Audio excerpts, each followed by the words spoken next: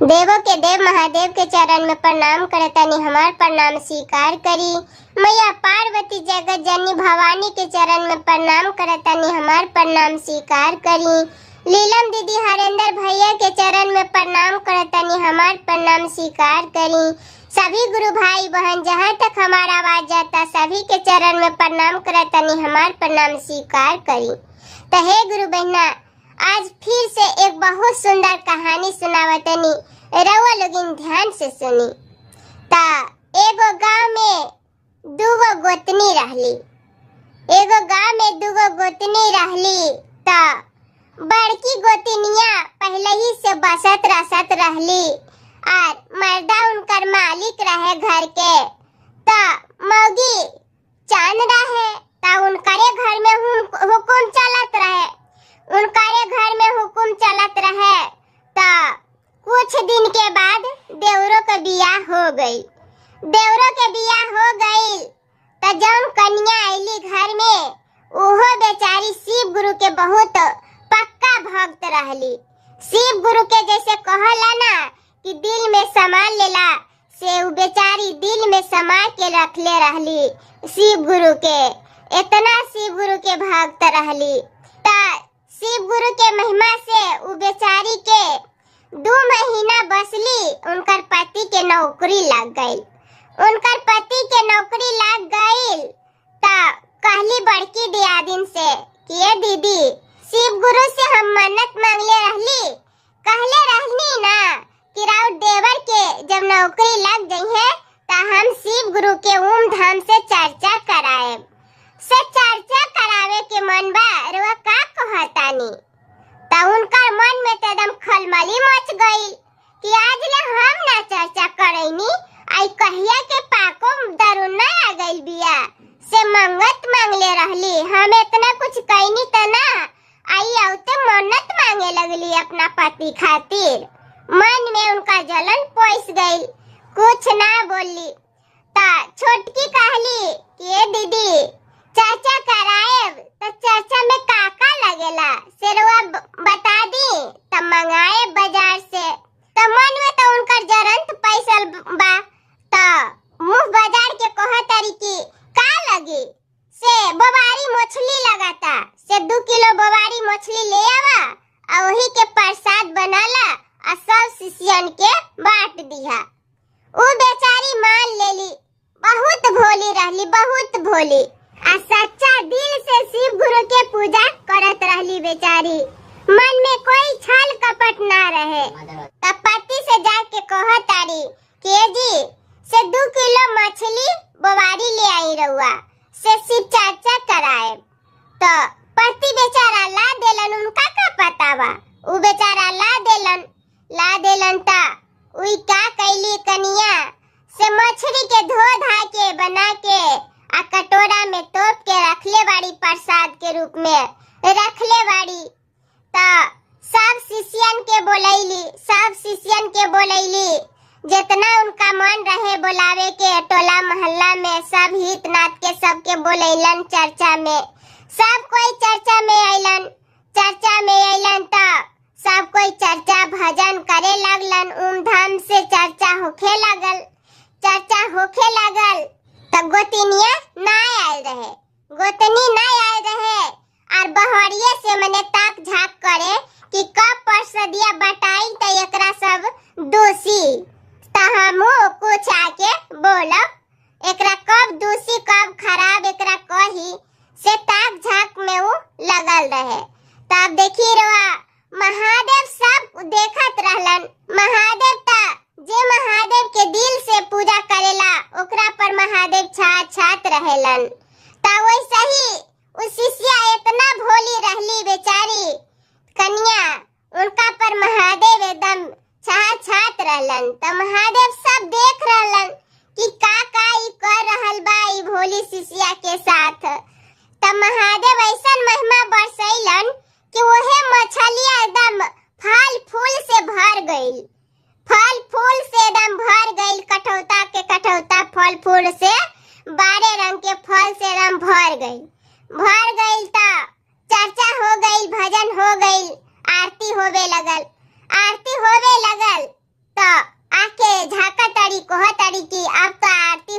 रहल बा, अब परसदिया बाटी तब ओकरा के भला बुरा सब बोली यार हम सुना बा, कुछ कुछ हमू दहिम सही तब बोलम, भले एकरा के दोषी मन में खूब गुदगुदा तारी।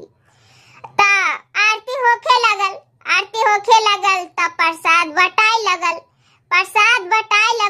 त निमन प्रसाद रहे, फल रहे, महादेव के दया से जे फल रहे सब सेकरा में स्वाद कितना बा, अनमोल स्वाद रहे, सब में अनमोल स्वाद रहे। तो सब शिष्या प्रसाद पावेली आ कहेली कि बाप रे प्रसाद कितना निमन रहे, प्रसाद कितना निमन रहे। सब वैसी एकाएकी प्रसाद पावले जाए आ निकलल जाए आ सब कोई बखान करे कि बाप रे प्रसाद कितना निमन रहे, बहुत अच्छा से चर्चा भइल रहे। अब इतना बात वो सुने तो ओकर मन में एकदम खलबली मचे कि वो तो मछली के प्रसाद धइले रहली, तो ई सब कहता कि निमन प्रसाद बा, ऐसा ही बड़ाई करता से जाके देखा तनी कि साचे निमन प्रसाद बा का, जरी जाके देखा तनी कि का बदल तो ना देलक। ता जाके देखा तारी तो कहली के छटकी से हमरो प्रसादिया दा ना, चर्चा हो गइल, हमरो प्रसादी दा, हमहू घरे जाए। तो कहली कनिया निकल के दीदी रउआ काहे ना आइली चर्चा में, रउआ कहाँ रह गेल रहे, घर में चर्चा होखत रहे अरे रउआ ना आइनी। तब बड़की कहत तारी बड़ा प्रधान होके कि हमरा बहुत काम रहे यही से ना आइनी, बहुत काम रहे यही से देर हो गइल, हम ना आ पाइनी, से हमरा प्रसादिया दा ना जाब घरे। ता बेचारी देली प्रसादी निकाल के देली, ता प्रसादी ता निमन रहे, प्रसादी निमन रहे। ता आचर में ले लेली आ बांध लेली आ घरे जाके आचर खोला तरी की प्रसाद बाटे। जैसे ही आचर खोला तरी वैसे ही बड़का ओकरा में भेड़ा बा, ओकरा में भेड़ा जे करका भेड़वा रहेला वही भेड़ा बा। अब तो आचर के झारे लगली बस एगो भेड़वा उड़ के आ उनका आँखी में मने डस लेलस, तब तो उनका ना जनाई लगल तो दोनों आँखी से अनहर हो गईली, ना जनाई लगल तो गईली झड़ावे फुकावे गईली, एगो बहुत बड़ा तांत्रिक के पास गईली। तो तांत्रिक के पास गईली, उहो रहे शिव गुरु के भक्त रहे, साधु बाबा रहलन उहो तांत्रिक। तो गईली तो तांत्रिक जब झाड़े लगलन तो कहलन कि इनका के कुछ काटले नहीं थे, से ई कतना बड़ा भूल कइले बाड़ी, से रो लोगिन के पता बा, से शिव गुरु के प्रसादी में बेदाम मिश्री बटाला, फल फूल बटाला। आई का कइले रहली कि वो कन्या नवालिक रहली, भोली रहली, अब उनका के ई बोवारी मछली के प्रसाद बनावे बता देली, और बेचारी बोवारी के मछली मंगा के प्रसाद बनौले रहली, ओही करनी के इनका फल मिलल बा। तो उनकर मर्दा जे रहे मालिक साहब से हो सुन के अचंभो हो गइल, तो वही जा 2-4 लात लतियावे लगल। तो का कइली, अब तो कोनो उपाय नहीं थे, तया के छोटकी के कन्या के गोड़ पर तारी के हे कन्या हमरा के माफ कर दा, हमरा से भूल हो गइल रहे, हमरा माफ कर दा, से आइंदा हमरा से ऐसे गलती ना होई, से हम कुछ अहम में पड़ गइल रहली, से हमरा के माफ कर दा। कन्या कहली कि दीदी हमरा के का रउआ कहतानी, हम तो कुछ जानतो ना रहनी, से जे कहे के बा से हमार महादेव से जाके कही, उनका गोड़ में लटकी और उनका से क्षमा मांगी, महादेव से जाके कही कि हमरा के हे महादेव क्षमा कर दी, महादेव दयालु बड़न, महादेव भोला बड़न, जरूर माफ कर दी है, जाई रहुआ। तब का करतरी, जा तरी वैसे ही टोले देवाल पकड़ ले, कहीं गिरत तरी, कहीं बजरत तरी, वैसा ही कैले कैले जा तरी महादेव पर जाके गिर गईली।